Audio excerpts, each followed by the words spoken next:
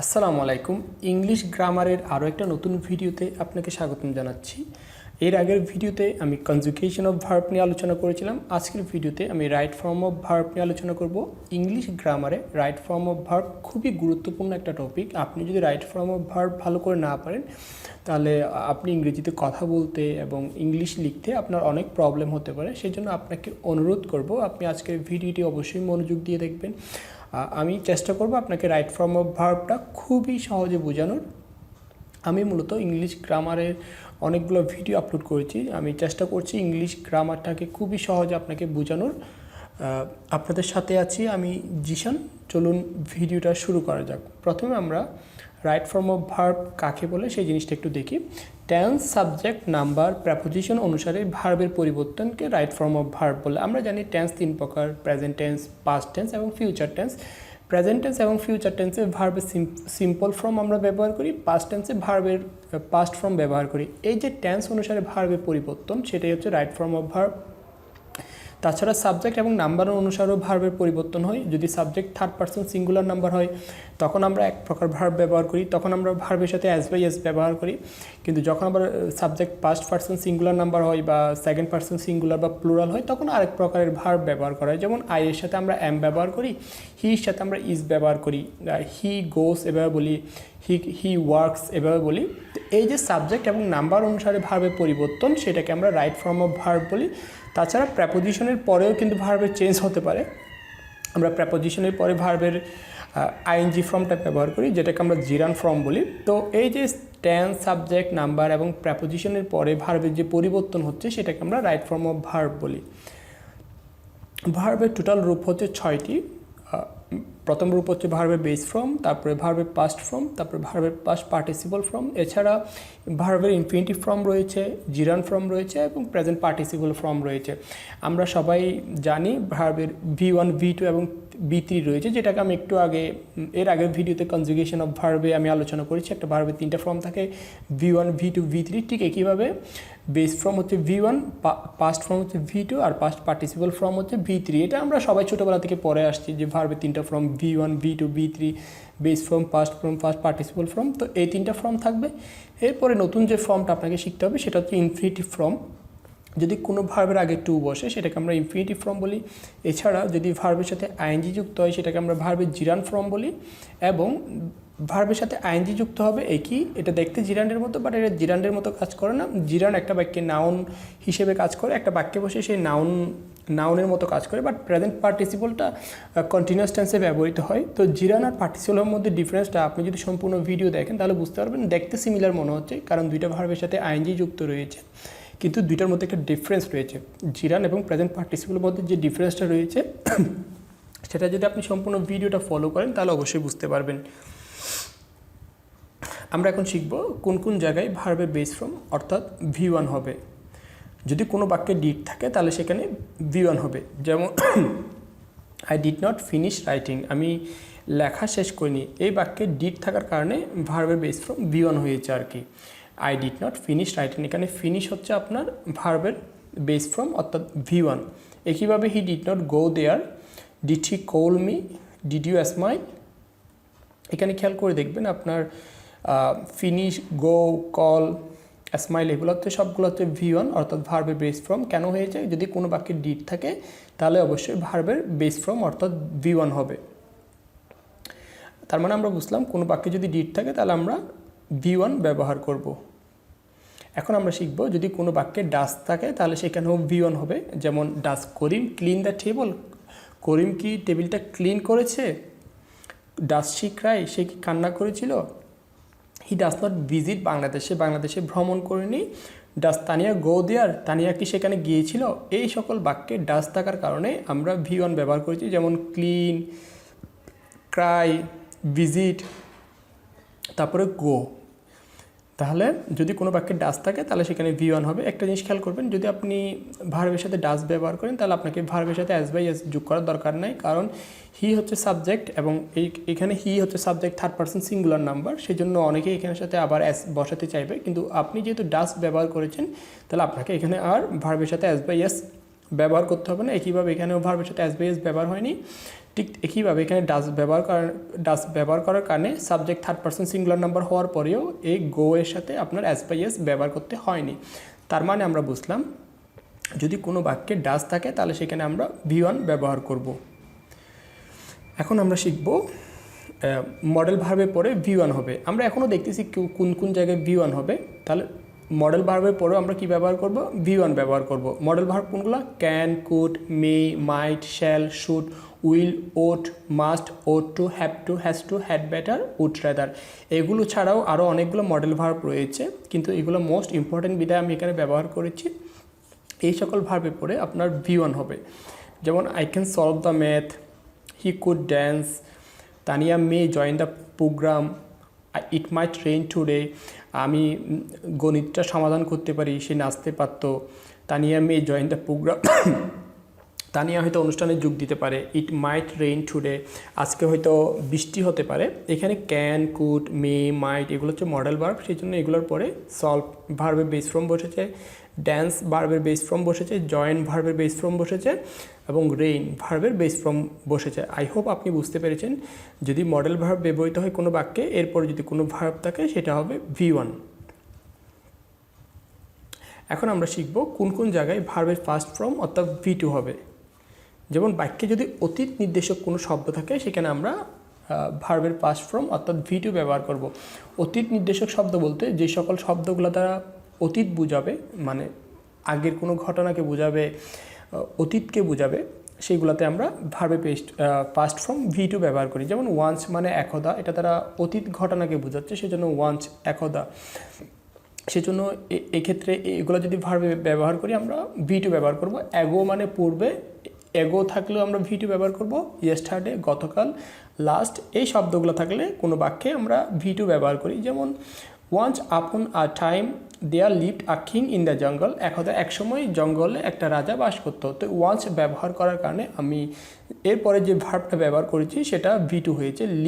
Lived, তাহলে এখানে lift হচ্ছে ভার্বের V2, এটা ব্যবহার করেছি।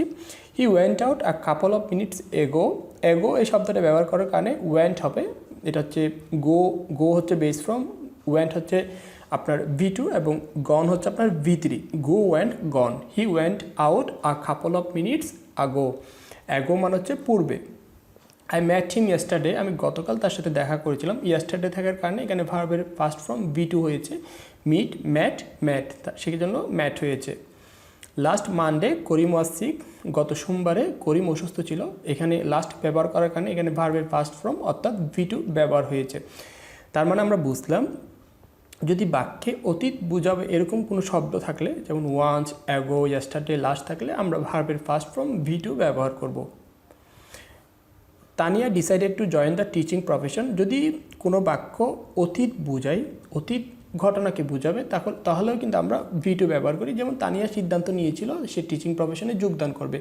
এই সিদ্ধান্ত নিয়েছিল, এটা একটা অতীতের ঘটনাকে বোঝাচ্ছে, অতীতের একটা সিদ্ধান্তকে বোঝাচ্ছে, সেজন্য এটা হবে তানিয়া ডিসাইডেড। অতীত বোঝালে সেটা পাস্ট টেন্স হয়, অতীতের কোনো ঘটনা বোঝালে।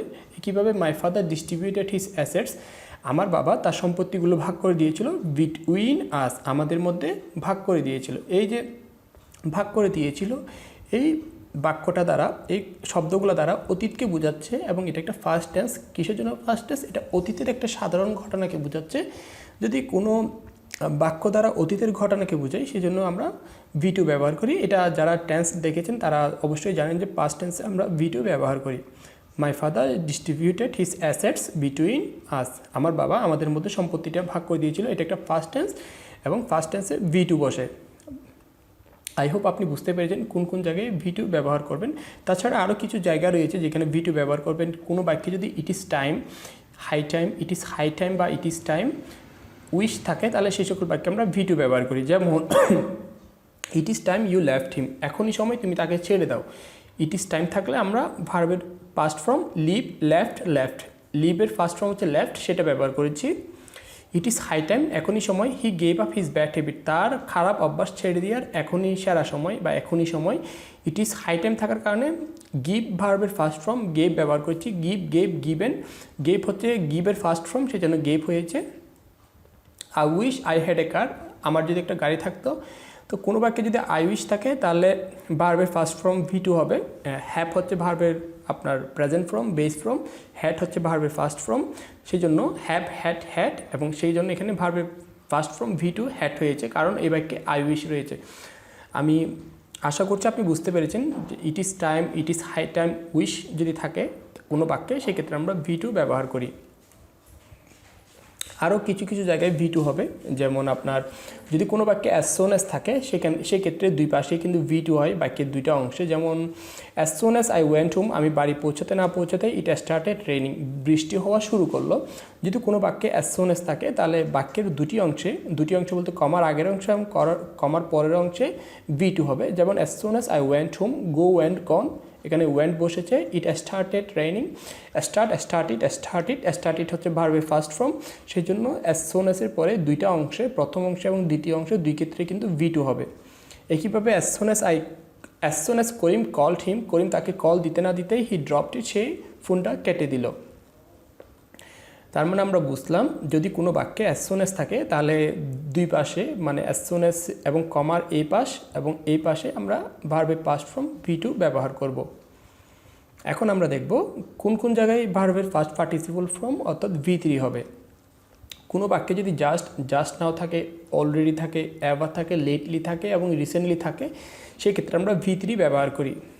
জাস্ট মানে হচ্ছে এখন, জাস্ট নাও মানে হচ্ছে এইমাত্র, অলরেডি মানে হচ্ছে ইতিমধ্যে, এভার মানে হচ্ছে এবার শব্দটা বাংলা আমি জানি না, লেটলি মানে হচ্ছে পরে, রিসেন্টলি মানে হচ্ছে সম্প্রতি। I have just finished the class, আমি এইমাত্র ক্লাসটা শেষ করেছি। He has left just now, সে এইমাত্র বেরিয়ে গেছে। Karim has already told him, Karim ইতিমধ্যে তাকে বলেছে। Have you ever eaten chicken, তুমি কি কখনো মুরগি খেয়েছো, চিকেন খেয়েছো। I have informed him lately, আমি তাকে পরে জানিয়েছিলাম। একটা জিনিস আপনারা খেয়াল করেছেন কিনা জানি না, কোনো বাক্যে যদি এই সকল শব্দগুলো থাকে সাধারণত সেই বাক্যটা প্রেজেন্ট পারফেক্ট টেন্স হবে। আমি প্রেজেন্ট পারফেক্ট টেন্স কী সেটা নিয়ে অলরেডি ভিডিও আপলোড করেছি, আই হোপ আপনি জানেন প্রেজেন্ট পারফেক্ট টেন্স কাকে বলে, প্রেজেন্ট পারফেক্ট টেন্সের স্ট্রাকচার। প্রেজেন্ট পারফেক্ট টেন্সে হ্যাভ হ্যাজ প্লাস V3 থাকে, দেখেন এখানে সবগুলো বাক্যে হ্যাভ হ্যাজ রয়েছে, হ্যাভ রয়েছে এবং এরপরে V3 ব্যবহার করা হয়েছে। ফিনিশের V3 হচ্ছে ফিনিশড, লিভের V3 হচ্ছে লেফট, টেল টোল্ড, ইট এইট, ইটেন হচ্ছে V3, ইনফর্মড হচ্ছে V3। যদি কোনো বাক্যে এই সকল শব্দগুলো থাকে তাহলে আমরা কি করব, V3 ব্যবহার করব আর কি। আই হোপ আপনি বুঝতে পেরেছেন যে কোন কোন বাক্যে আপনাকে V3 ব্যবহার করতে হবে, কোন কোন শব্দগুলো থাকলে। আরেকটা বাক্য রয়েছে, Tania has started a business recently, Tania সম্প্রতি একটা বিজনেস শুরু করেছে। যেহেতু এই বাক্যে রিসেন্টলি এই শব্দটা আছে সেজন্য আমরা ভার্বের থার্ড ফর্ম ব্যবহার করেছি এবং বাক্যটা হয়ে গিয়েছে প্রেজেন্ট পারফেক্ট টেন্স। আরও কিছু বাক্য রয়েছে যেখানে আপনাকে V3 ব্যবহার করতে হবে। যদি কোনো বাক্যে নো সোনার হ্যাড থাকে তাহলে সেক্ষেত্রে আমরা V3 ব্যবহার করি। নো সোনার হ্যাড মানে হচ্ছে কোনো কিছু হতে না হতেই, কোনো ঘটনা ঘটতে না ঘটতেই সেটাকে বোঝাই। No sooner had I reach দেয়ার, আমি সেখানে পৌঁছাতে না পৌঁছাতেই, দেন দ্য ট্রেন স্টার্টেড, ট্রেন শুরু হয়ে গিয়েছিল, ট্রেন ছেড়ে দিয়েছিল। তো আমি সেখানে পৌঁছাতে না পৌঁছাতেই, এক্ষেত্রে এখানে no sooner had I reach দেয়ার এটা হচ্ছে প্রথম অংশ, দেন দ্য ট্রেন স্টার্টেড এটা হচ্ছে এই বাক্যের দ্বিতীয় অংশ। তাহলে নো সোনার হ্যাডের পরে যে অংশটা সেটা হচ্ছে পাস্ট পারফেক্ট, এর পরের অংশটা হবে পাস্ট ইনডিফিনিট। এক্ষেত্রে নো সোনার হ্যাডের পরে যে ভার্বটা বসবে সেটা হবে V3, রিস্ট। যেহেতু এটা V3 সেজন্য এটা এখানে এই বাক্যটা হচ্ছে পাস্ট পারফেক্ট এবং এটা হচ্ছে পাস্ট ইনডিফিনিট। নো সোনার হ্যাডের পরে যে ভার্বটা বসে সেটা অবশ্যই V3 হবে, এই পাশে যে ভার্বটা বসবে সেটা হবে V2। এই জিনিসটা অনেকেই কনফিউজড হতে পারেন, আমি আবারও বলছি নো সোনার হ্যাডের পরে যে ভার্বটা বসে সেটা V3 হয় এবং দেনের পরে যে ভার্বটা বসে সেটা হবে V2, কারণ এটা হচ্ছে পাস্ট ইনডিফিনিট টেন্স। আমরা জানি পাস্ট ইনডিফিনিট টেন্সে subject plus V2 plus object, সেজন্য এখানে V2 হয়েছে। No sooner had the thief seen the police, পুলিশটি চোরকে দেখতে না দেখতেই দেন হি র্যান ওয়ে, তারপর সে পালিয়ে গেল। তো নো সোনার হ্যাড থাকার কারণে এখানে ভার্বের থার্ড ফর্ম V3 হয়েছে, সি স সিন এবং দেনের পরে ভার্বের ফার্স্ট ফর্ম অর্থাৎ হি র্যান, ভার্বের ফার্স্ট ফর্ম র্যান ব্যবহার করা হয়েছে কারণ এটা হচ্ছে পাস্ট ইনডিফিনিট টেন্স, এটা হচ্ছে past perfect tense. Past perfect টেন্সে হ্যাডের পরে V3 ব্যবহার করা হয়, সেজন্য এখানে V3 হয়েছে। আই হোপ আপনি বুঝতে পেরেছেন যদি কোনো বাক্যে নো সোনার হ্যাড থাকে তাহলে সেক্ষেত্রে আমরা V3 দিব নো সোনার হ্যাড থাকলে। No sooner had the teacher left the job, শিক্ষকটি চাকরিটি ছাড়তে না ছাড়তেই সে আরেকটা চাকরি পেল। একইভাবে এটা ফার্স্ট পারফেক্ট টেন্স হয়েছে এবং এটা পাস্ট ইনডিফিনিট। লিভের V3 হচ্ছে লেফট, লিভ, লেফট, লেফট। আরও কিছু কিছু জায়গায় আপনার V3 হতে পারে, যেমন সিন্স যুক্ত বাক্যে পরের অংশে V3 হবে। It had been many years, এখন অনেক বছর হয়ে গেল। সিন্স দে হ্যাড ফার্স্ট মেট, তাদের প্রথম দেখা হয়েছে, অনেক বছর হয়ে গেল। এই সিন্স যুক্ত বাক্যে তাহলে আমরা পরের অংশে কী ব্যবহার করব? V3 ব্যবহার করবো। আর এখানে এটা হচ্ছে আপনার ফার্স্ট পারফেক্ট টেন্সের উদাহরণ। সিন্স দে হ্যাড ফার্স্ট মেট, এখানে হ্যাড থাকার কারণে এখানে এই পরের অংশ V3 হবে, সিন্স দে হ্যাড ফার্স্ট মেট, কারণ এখানে সিন্স রয়েছে এবং সিন্স যুক্ত বাক্যে এই পরের অংশ সাধারণত V3 হয়। একইভাবে I have been practicing for 4 years, আমি 4 বছর ধরে প্র্যাকটিস করছি। Since I have got success, আমি সফলতা পাওয়ার আগ পর্যন্ত 4 বছর ধরে প্র্যাকটিস করছিলাম। এই বাক্য সিন্স রয়েছে, সিন্স যুক্ত বাক্যে পরের অংশ সাধারণত V3 হয়। আই হ্যাভ গট, এটা হচ্ছে প্রেজেন্ট পারফেক্ট টেন্সের উদাহরণ, এবং হ্যাভের পরে প্রেজেন্ট পারফেক্ট টেন্সে আপনার subject plus have has plus V3, সেজন্য এখানে সাবজেক্ট প্লাস হ্যাভ হ্যাজ এবং V3 বসেছে। মিটের V3 হচ্ছে ম্যাট, গ্যাটের V3 হচ্ছে গট। আই হোপ আপনি বুঝতে পেরেছেন কিভাবে রাইট ফর্ম অফ ভার্ব ব্যবহার করতে হয়। এর পরের ভিডিওতে আমি আলোচনা করব আরও জিনিস নিয়ে, কারণ আমি ভার্বের তিনটা রূপ দেখিয়েছি, মানে V1, V2, V3, মানে ভার্বে বেস ফর্ম, ভার্বে ফার্স্ট ফর্ম এবং ভার্বে ফার্স্ট পার্টিসিপল ফর্ম। এর পরের ভিডিওতে আমি জিরান, ইনফিনিটিভ, তারপরে ভার্বে প্রেজেন্ট পার্টিসিপল, সেটা নিয়ে আলোচনা করব। পরবর্তী ভিডিওটাও খুব ইম্পর্টেন্ট, আমি আপনাকে অনুরোধ করব সেই ভিডিওটাও আপনি মনোযোগ দিয়ে দেখবেন। আই হোপ আপনি আজকের ভিডিওটা বুঝতে পেরেছেন। পরবর্তী ভিডিও দেখার আমন্ত্রণ জানিয়ে আজকের ভিডিওটা এখানেই শেষ করছি। সেই পর্যন্ত ভালো থাকবেন, সুস্থ থাকবেন। আসসালামু আলাইকুম।